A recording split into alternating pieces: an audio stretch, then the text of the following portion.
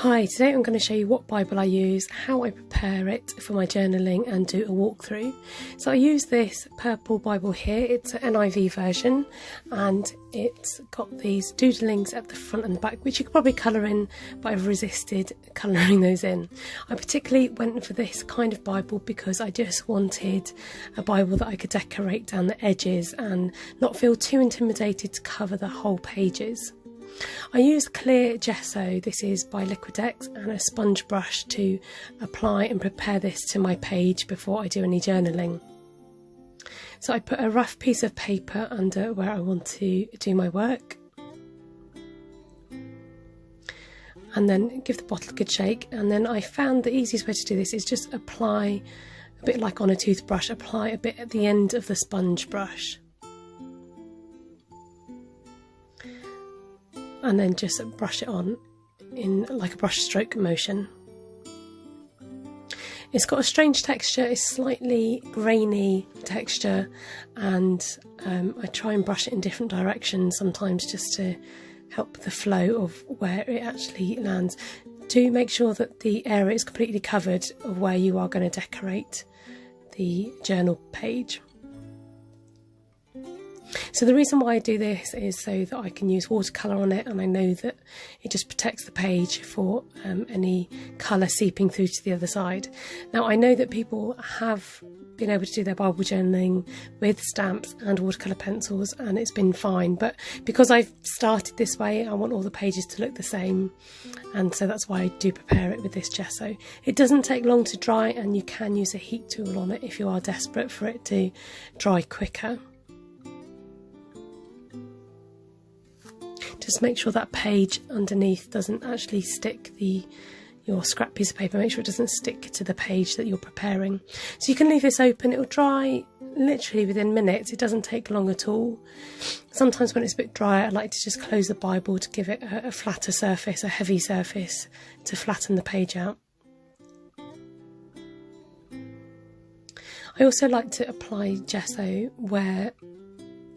to the verse that I want to highlight in my journal. So where I remember, I do highlight the verse that I journal on as well.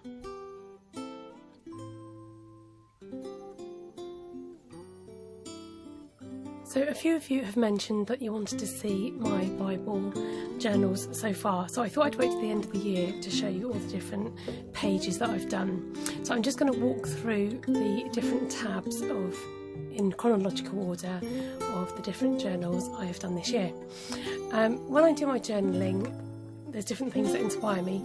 So this was my very first page. I wanted to just get stuck in and to do something. I really liked the idea of the fancy writing, so this is what I was trying to concentrate on for this particular verse here in Proverbs. So this was the one that I did in January, and then the next one I did was this one. Now this was based on a sermon that I'd heard on the book of Hebrews, and this was the title of the sermon, so I've written a note up the side to help me remember what it relates to. So the titles were Hold Fast, Stir Up and Don't Neglect. So then the third one I did, I think this was based on yet another sermon by somebody else from who came to visit our church, and I thought it was quite unusual to take a passage right in the middle of 2 Kings.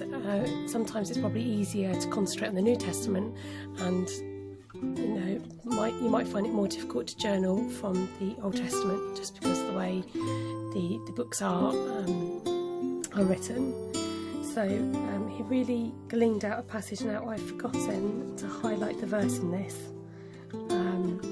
but I can feel where I've prepared it and I didn't go over it. So this is the story of the Shunammite lady, and she says that all is well with her soul, and this was what the sermon was about.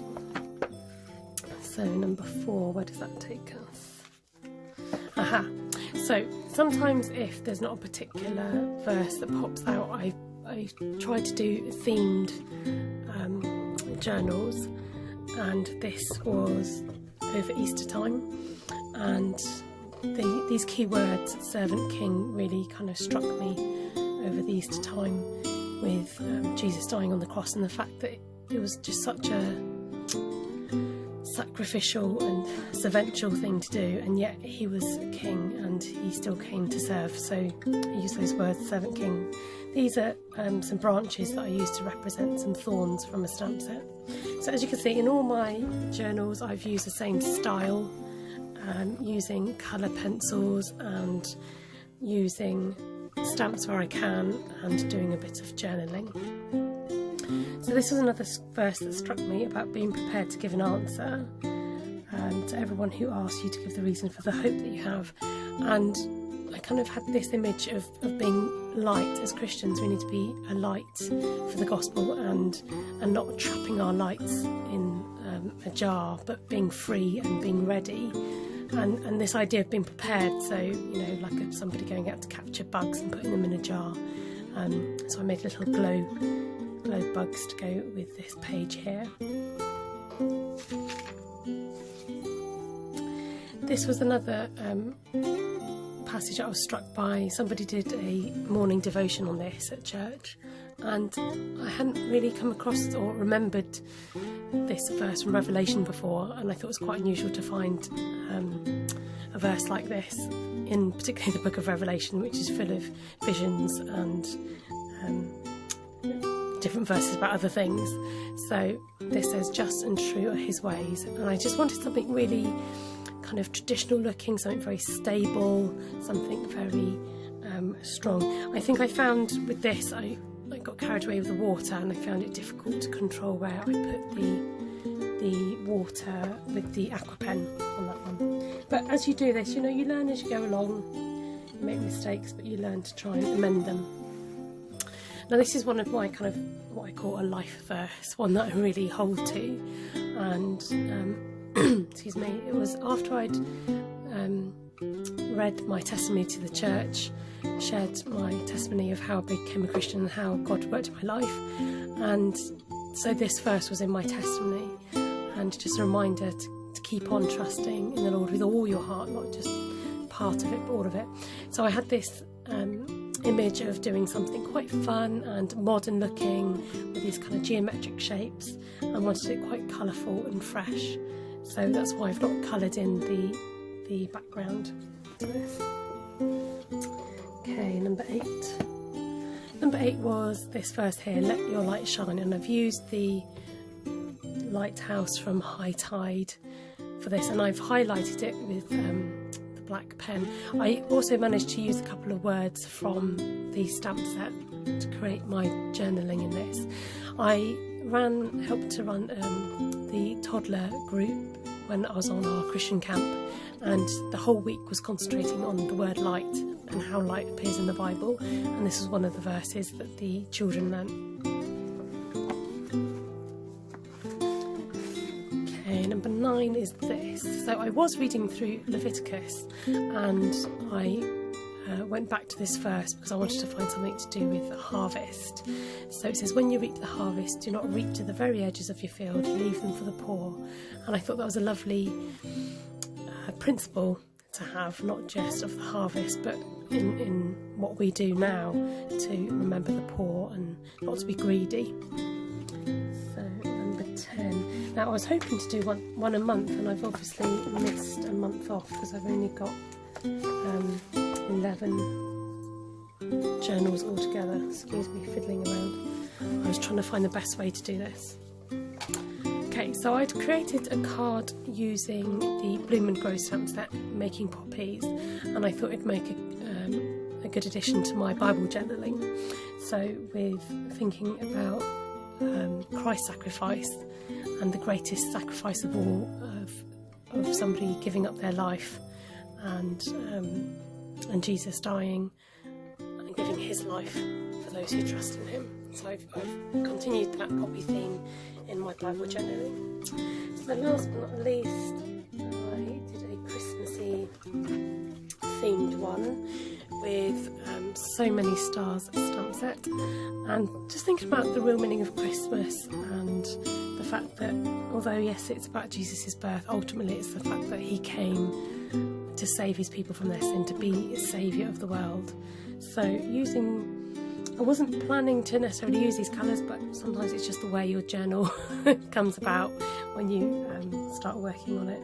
And they actually look quite regal. I wanted, you know, bright yellow for stars, and yeah, the purple kind of just came about by itself.